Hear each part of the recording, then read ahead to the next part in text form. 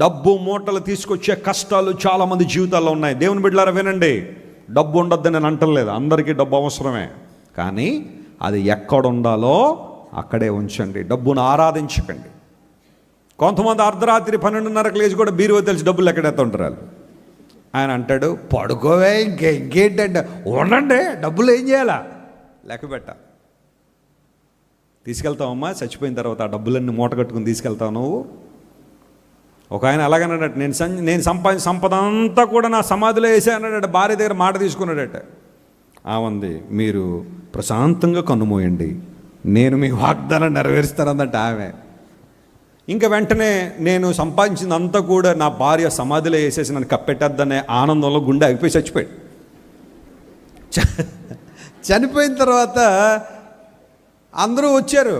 వచ్చిన తర్వాత ఆమంది, నేను అబద్ధం ఆడకూడదు,